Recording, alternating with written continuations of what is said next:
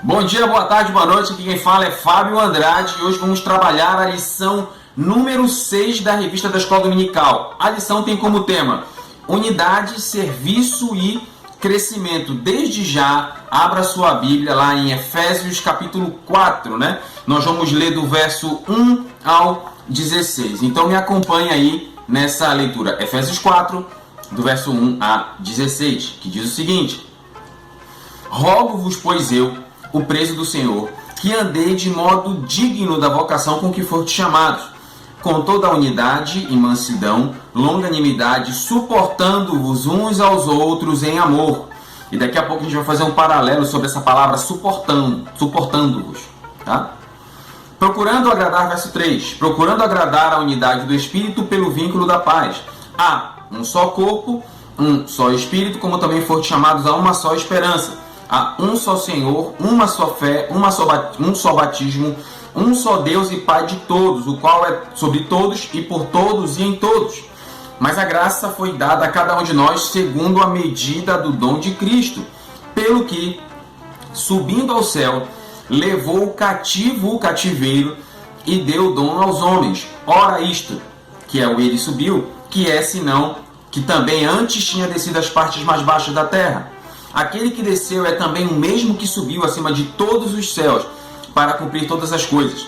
E ele mesmo deu uns para apóstolos, outros para profetas, outros para evangelistas, outros para pastores e doutores, querendo o aperfeiçoamento dos santos. E aí esse é o X da questão. Querendo o quê? O aperfeiçoamento dos santos, para a obra do ministério, para a edificação do corpo de Cristo, até que todos cheguemos à unidade da fé e ao conhecimento do Filho de Deus, a varão perfeito, à medida da estatura completa de Cristo, para que não sejamos mais meninos inconstantes, levados em roda por todo o vento de doutrina, pelo engano dos homens que com astúcia enganam fraudulosamente.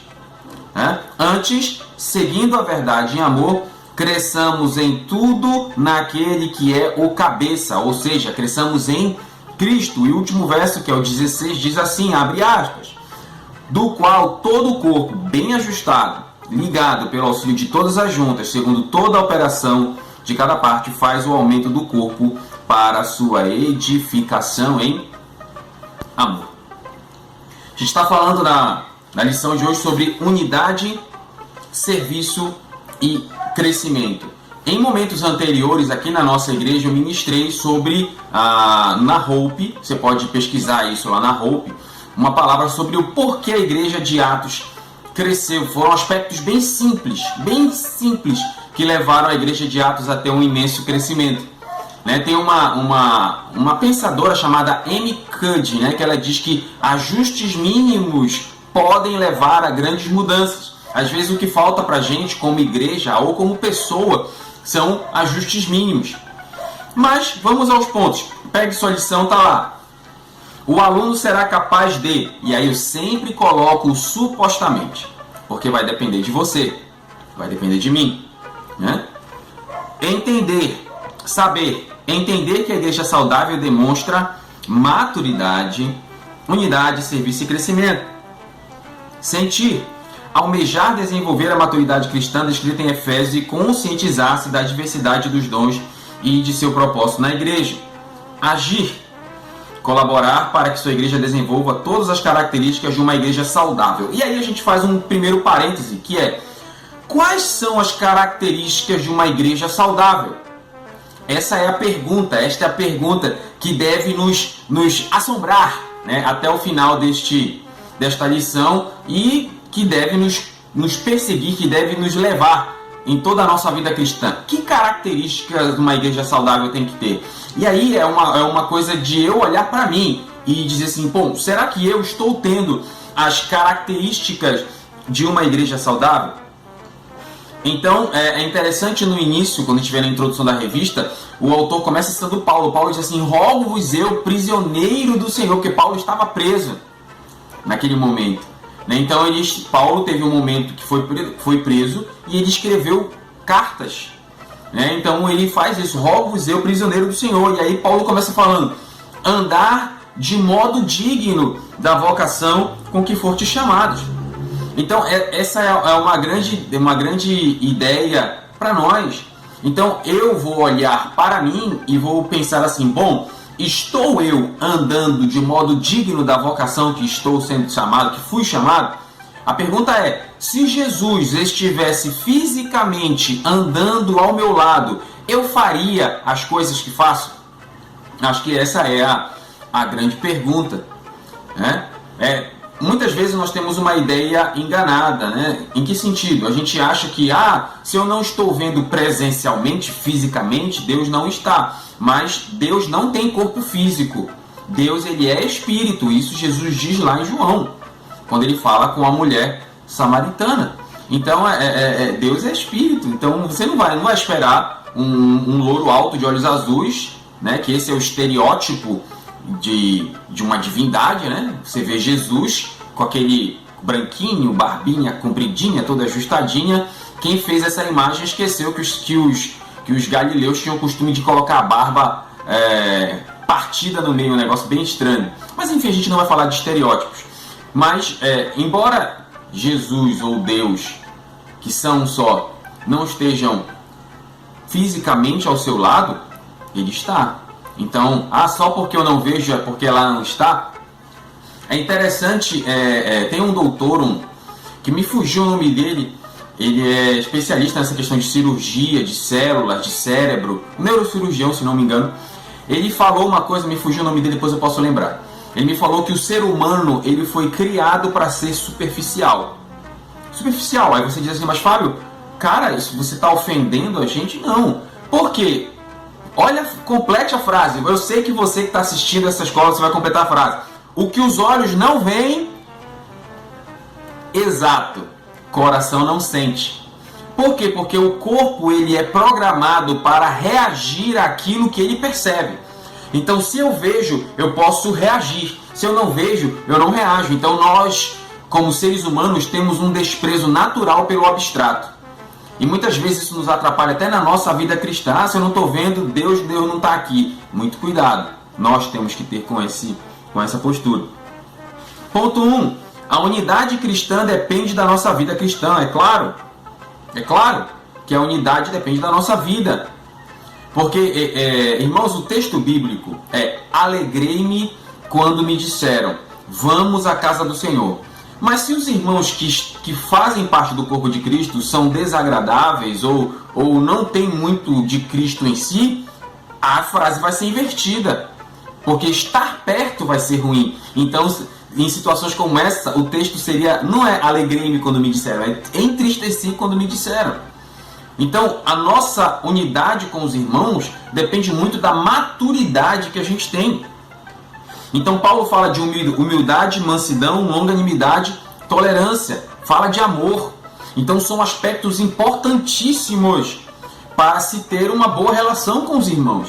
Porque muitas igrejas, muitas vezes não avançam, não crescem, porque falta estes aspectos. Falta unidade. Unidade com todos. Inclusive, ontem à noite, eu ministrei uma palavra na Hope com o tema O Deus que Quebra Convicções. Então eu peço que, se possível, que você assista também essa mensagem que ministrei ontem. Ela não você não vai entender essa lição da escola se ouvir a mensagem. A mensagem é só um complemento de tudo o que estamos falando aqui. Fica tranquilo que eu falo pouco, né? Você vai no intervalo da novela, você termina de ouvir a palavra que eu dou. Então vamos para o ponto 1 aí, ponto 1.1 da lição, que é humildade. O autor fala aqui na revista, e eu concordo plenamente, a humildade é uma das palavras mais mal entendidas que tem na Bíblia. Na vida, não digo nem na Bíblia, eu digo na vida, porque as pessoas elas acham que humildade é eu ter roupa rasgada, é eu não ter conhecimento de nada, é eu morar numa casa de palha, igual a Maria do Bairro, naquela novela lá na Marimar, né? Maria Mercedes. Eu sei que os irmãos não assistem novela, fui só eu que vi. Então eu morar numa choupana, então isso é humildade? Não, humildade vem de 3 pontos aqui que o autor cita e outros pontos que vou citar também. Primeiro, o autor da revista coloca ponto A: não pensar em si mesmo, além do que é. E ele cita Romanos 12:13. Em Romanos 12:13, o apóstolo Paulo ele dá uma ideia diferente do que o autor da revista colocou. O apóstolo Paulo diz lá: não pensem em nada além, não saiba mais do que lhe convém. Né? Essa é a ideia, ou seja, não ache que você sabe mais do que sabe. Né? Tem um doutor que ele fala, Dr. Taleb, ele fala sobre a disfunção de viés. O que é disfunção de viés? É a diferença entre o que eu vejo e o que lá está. Então, muitas vezes eu posso achar que tenho um conhecimento, quando na verdade toda essa minha ideia de conhecimento pode ser somente uma bobagem vestida a rigor, ou seja, besteiras de paletó e gravata. Então, não pense além do que convém. Né? Sapatinho de lã é humildade. Né? Considerar os outros. O apóstolo Paulo diz na carta aos Coríntios: considerar os outros superiores a si mesmo, em humildade. Porque se eu acho que eu sou maior que o outro irmão, tem alguma coisa muito errada, porque o mesmo Cristo que derramou seu sangue e morreu por mim, derramou seu sangue e morreu por ele. Então, se eu me acho maior do que ele, e Cristo que está nele, eu também estou me achando maior do que Cristo que está nele, então tem alguns aspectos meio estranhos na igreja atual. Então, eu tenho que ter respeito, consideração com os irmãos. E, acima de tudo, eu quero ressaltar a importância de servir, mas vamos por partes. Primeira coisa, falando sobre humildade e sobre conhecimento, eu quero citar a fala do Dr. Taleb no livro A Lógica do Cisne Negro. Ele diz assim: a sociedade ideal seria uma sociedade governada tendo por base a consciência da ignorância e não do conhecimento. Olha a ideia de Taleb. A sociedade ideal é a sociedade que é governada tendo como base a consciência da ignorância e não do conhecimento. Ou seja, a ideia de que, embora eu saiba alguma coisa, eu tenho muito a aprender. Embora eu saiba alguma coisa, eu não sou o detentor de todo o conhecimento das galáxias. E aí eu vou mais fundo, eu vou citar Isaac Newton. Isaac Newton ele defendia assim: o que sabemos é uma gota, o que ignoramos é um oceano. Então a gente tem que ter humildade na questão do conhecimento, tendo a ciência de que, embora tenhamos algum conhecimento, ele é só uma gota diante do vasto oceano. Porque tem irmãos que são chatos, né? que se acham os mais inteligentes da galáxia, né? Os mais sábios, os detentores de toda a sabedoria divina, quando na verdade Deus nos chama para viver em humildade, para viver em amor e para viver em respeito aos irmãos. Né? E disposição para servir. Aí eu quero tocar em um assunto extremamente espinhoso. Abra sua Bíblia lá em Mateus capítulo 10, verso 43. Tá? 10:43. Diz o seguinte: Jesus, o próprio, abre aspas para Cristo, o carpinteiro de Nazaré. Mas não será assim entre vós. Antes, qualquer entre vós que quiser ser grande, qualquer que quiser ser grande, será o vosso servo. E qualquer dentre vós que quiser ser o primeiro, será servo de todos. Será servo de todos. Porque o Filho do Homem não veio para ser servido. Gente, Jesus não veio para ser servido, mas para servir e dar a sua vida em resgate de muitos. Me causa uma certa vontade de vomitar quando eu vejo que criam uma escala na igreja. Né? Então a pessoa é membro, aí depois é diácono, é pastor, não sei o que das quantas, é apóstolo, vão criando escadas. Mas no reino de Deus não é assim. No reino de Deus eu cresço para baixo. Quanto mais eu cresço na hierarquia, mais eu tenho que servir. No reino de Deus, quanto mais eu cresço em hierarquia, mais eu perco em direitos e mais eu ganho em obrigações. Todos têm que servir, a começar pelos líderes, pastores, responsáveis. Todos. O líder não pode trabalhar, ele tem que servir o líder. Tem que servir o pastor. Quem disse? Isso é antibíblico. Todos temos que servir no reino. Se é para carregar cadeira, vamos todos carregar a cadeira. Pastor, apóstolo, Fábio, seja quem for. É para varrer o chão? Vamos todo mundo varrer o chão. A gente tem que parar com essa ideia antibíblica de patente. É claro que nós temos que honrar os nossos líderes, claro, sem sombra de dúvida, mas no quesito a serviço, todos têm que servir. E quanto maior é a minha graduação dentro da igreja, quanto maior é o cargo que tem na igreja, mais servo eu tenho que ter. É o inverso, eu vou repetir a frase que eu falei ainda há pouco. Quanto mais crescemos no reino de Deus, mais perdemos em direitos e mais ganhamos em obrigações. Fica com essa reflexão aí. Eu espero que você não desligue esta lição depois desse texto que eu acabei de falar. Mas vamos até o fim. Mansidão. Mansidão vai muito da ideia de ter domínio próprio. É uma das virtudes mais maravilhosas que um ser humano pode ter nessa sociedade que é problemática. Ser manso, ou seja, Davi dá vontade, pode até sentir vontade de matar o irmão, mas segurar, não pecar. A própria palavra diz: irai-vos e não pequeis, não deis lugar ao diabo. Não deis lugar ao diabo. E aí, ponto da longanimidade. Que a longanimidade é a capacidade de aguentar com paciência pessoas provocantes. Paciência, que tem irmão que é problemático, tem irmão que é chato, Tem crente que é difícil. O meu tio Dizan, ele sempre falava que tem crente que dá vontade de matar, ele brincava falando. Então tem irmãos da igreja que são irmãos problemáticos, então tem que ter aquela longanimidade para não explodir. E aí o autor da revista, ele cita a ideia de tolerância mútua. Tolerância mútua. E aí ele usa o texto de suportar uns aos outros. Ele diz assim: suportar uns aos outros fala daquela mútua tolerância sem que nenhum do grupo dos seres humanos consegue viver em paz. E aí eu discordo do autor da revista no seguinte: quando o apóstolo Paulo cita nesta carta, em outras cartas, suportai-vos uns aos outros, Paulo não está falando de suportar no sentido de aguentar. Não é isso que Paulo fala. Se você pegar os textos originais do grego, o suportar é de servir de suporte.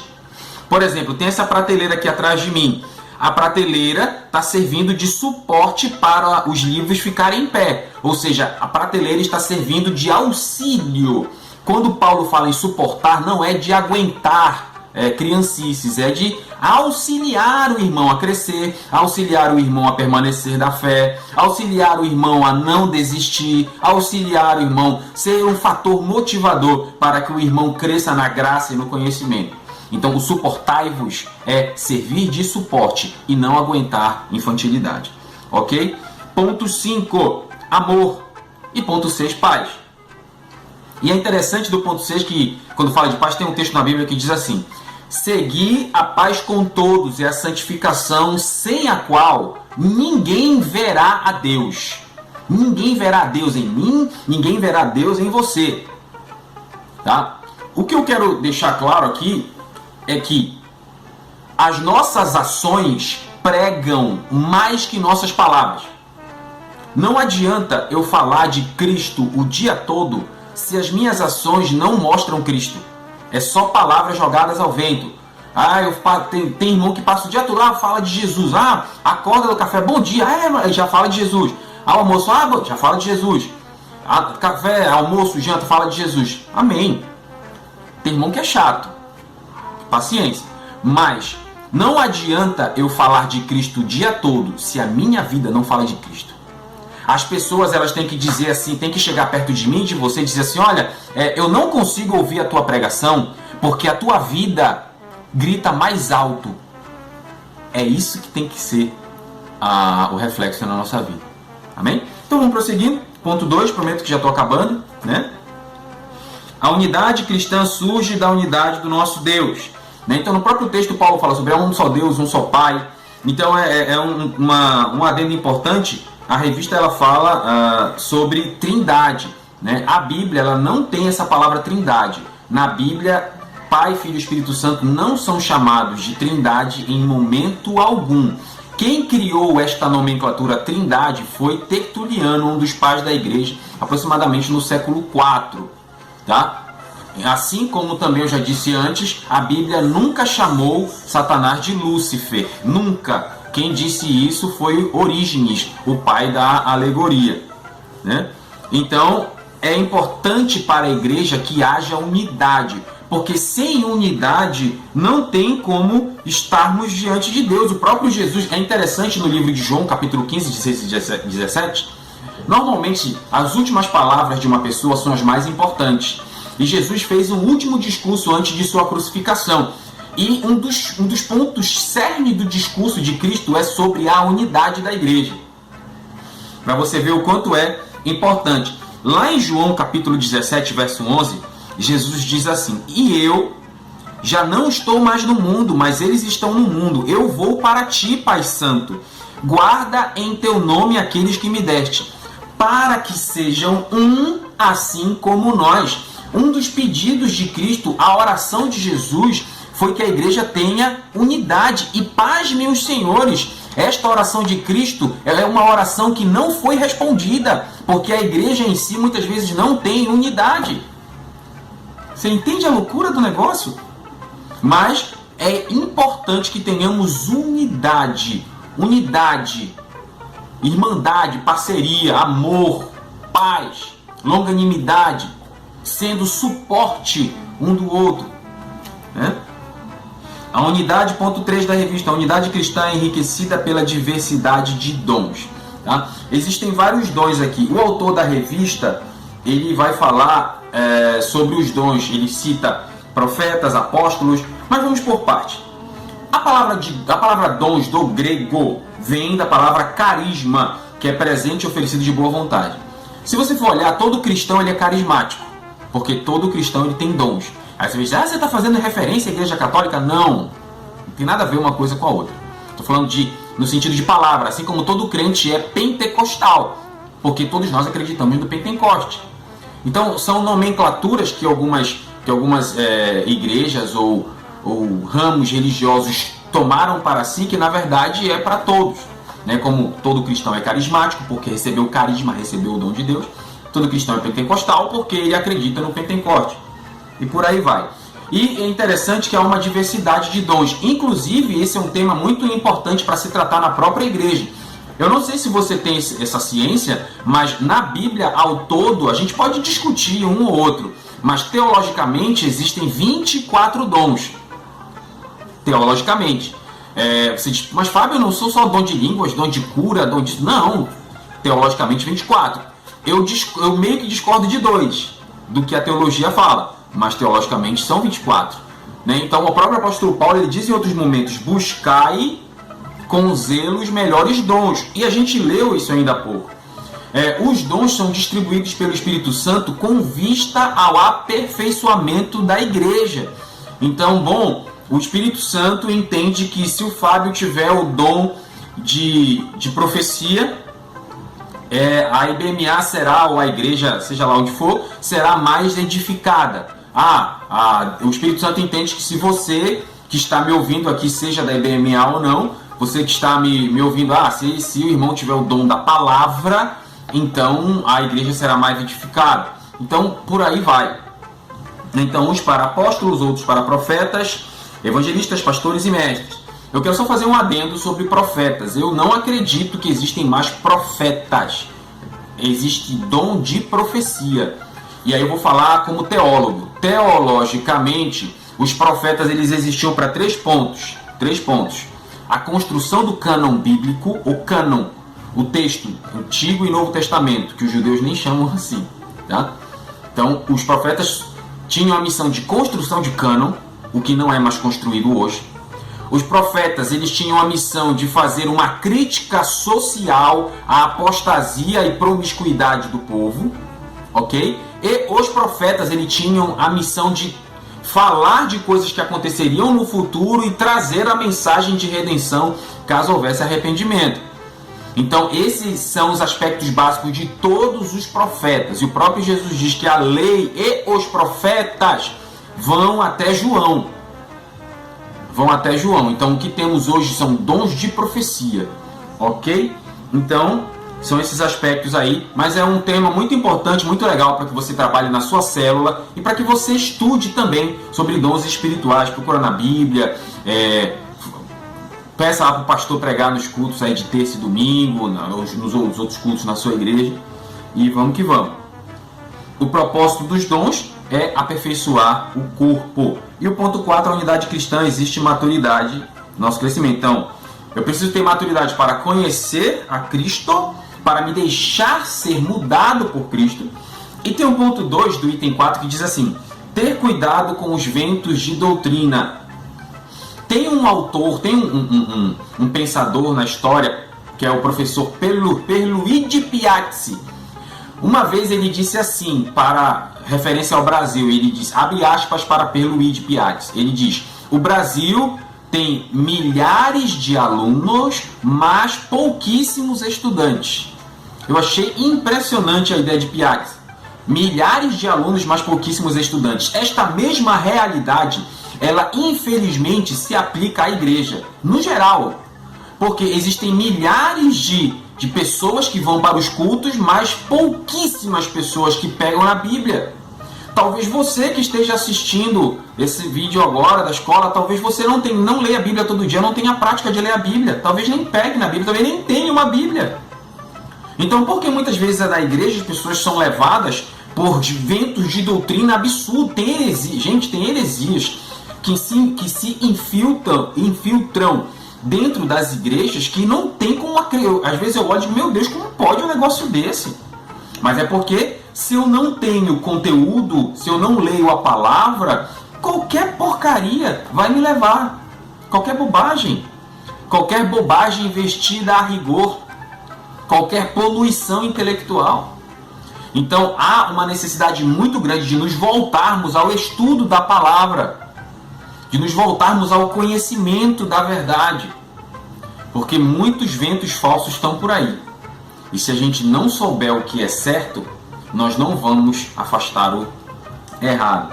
Então temos que seguir a verdade do Evangelho. A verdade do Evangelho. Que a verdade do Evangelho seja acima de toda e qualquer coisa, acima de mim, acima de você, acima de qualquer um, que esteja a verdade do Evangelho. Que possamos cooperar uns com os outros. E o que uma igreja sadia tem? Uma igreja sadia é aquela igreja que vive a vida de Deus, que vive a vida da forma que Deus orienta, que vive a vida pautada naquilo que Deus quer, ou seja, com a vontade de Deus no centro de seus propósitos. Aqui quem fala é Fábio Andrade, vimos a lição número 6. Muito obrigado por me aguentar até o fim e valeu!